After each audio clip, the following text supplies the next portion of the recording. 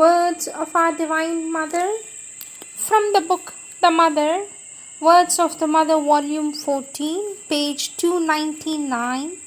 Topic: Opinions of Others.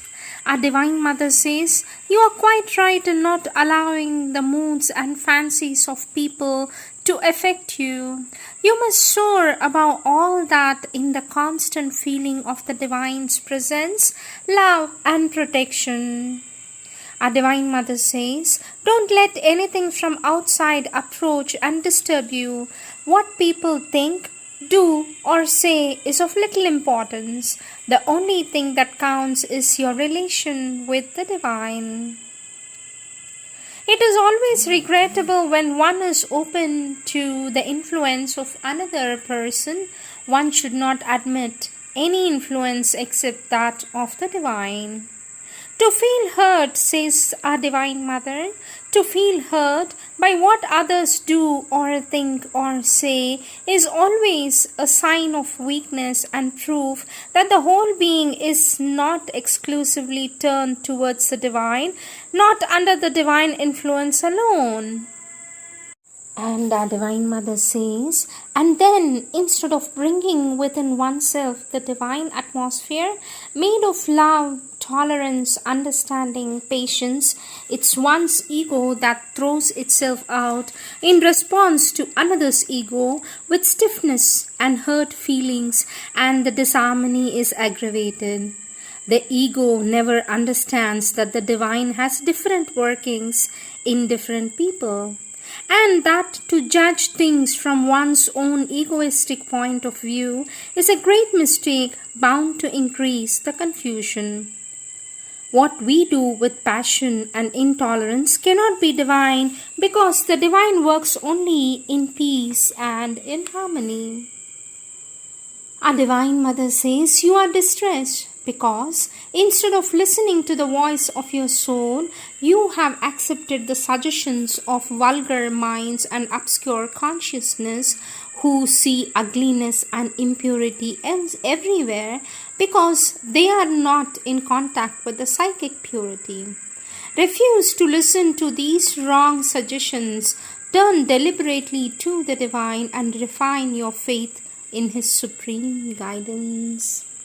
Our Divine Mother says, "The vital of some people always calls for confusion and disharmony, petty quarrels and confusion. They generally have also a kind of a mania of perfection and believe that everybody is against them. To cure that is most difficult and requires a radical transformation of the nature. The best when dealing with them is not to mind the reactions and go on doing what one has to do with simplicity and sincerity. Do not worry about the reactions of people, however unpleasant they may be. The vital is everywhere and in every body full of impurities, and the physical full of unconsciousness. These two imperfections have to be cured, however long it may take, and we have only to work at it patiently and courageously. Who has told you that your nature is inferior to others? Each one has his own nature and follows his own path, and comparisons with others are always useless and most often dangerous. Timidity is a form of vanity. When you are timid, it means that you attach more importance to the opinion others have of you than to the sincerity of your action. It is not necessary to attach any importance to the opinions of people because they are the passing results of passing impressions. Other times, and new impressions will easily change them. He who is faultless does not care for the opinion of others. Why should he listen to threats? He must act according to the inner command and not according to the public opinion.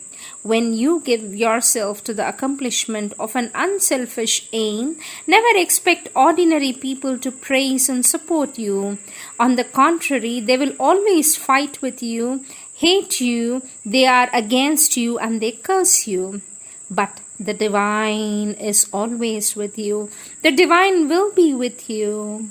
Our Divine Mother says, to be plastic towards the Divine means not to oppose Him with the rigidity of preconceived ideas and fixed principles. And this requires a great strength, for the more you are plastic to the Divine will, the more you are in conflict with the common wills that are not in contact with the Divine will. Give your will entirely to the Divine, and it will free you from the imposition of any human will. Even if you were the only person in the whole world to give Him entirely and in all purity to the Divine, and thus being alone, misunderstood naturally by everyone upon earth, even if it were so, there is no reason why you should not do it. There is always one thing that you should remember: to remain always in the company of the Divine and not with any human being. Do not do your own will, but the Divine's will. Do not either do other people's will, for you will be torn apart. Attachment to others, our Divine Mother says, all that is based on human relationship is always unstable, transient, mixed, and unsatisfactory. It is only what is established in the Divine, through the Divine, that can last and give satisfaction. A friendship free from desire and attachment must be the ideal solution, but to be carried out it requires a perfect mastery over oneself and an unshakable discipline of the vital and the body. And as for the moment it is not yet the case, it is wiser not to tempt the devil and to cut all the relations. There was a time when you were very passionate and your affections degenerated immediately into passions with all the disequilibrium that this entails. Now that you are more sober, undoubtedly you are the more calm and quiet. Until the day there will be no attachments any longer but luminous and sweet sympathies without any demand or egoism.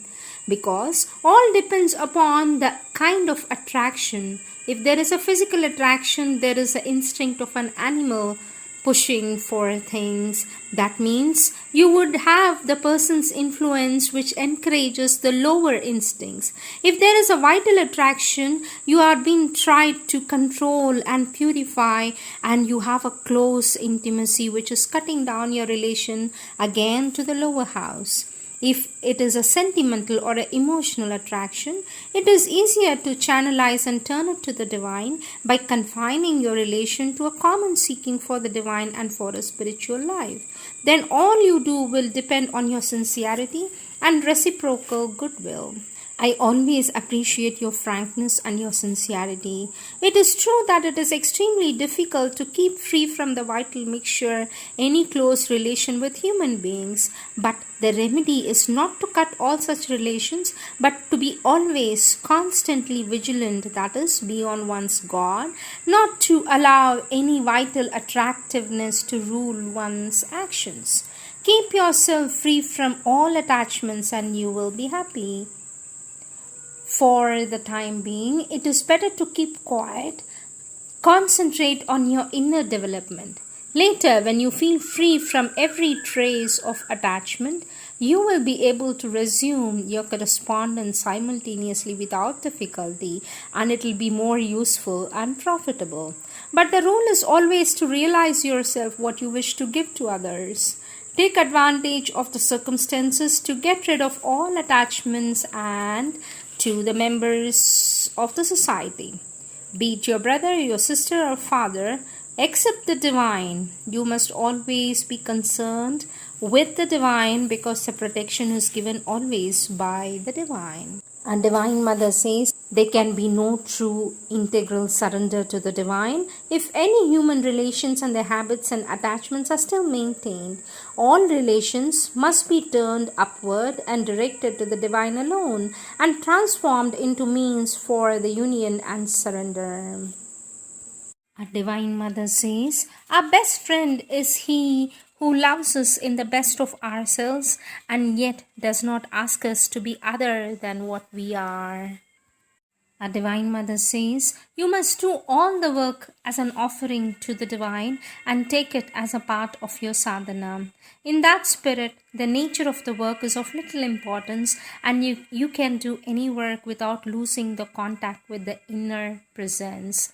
Remain conscious because consciousness develops best through work done as an offering to the divine. Indolence and inaction ends in tamas, that is to fall into unconsciousness. To overcome one's ego, live only in the service of the divine. That is the ideal and the shortest way towards acquiring the true consciousness. These are the divine words of our Divine Mother.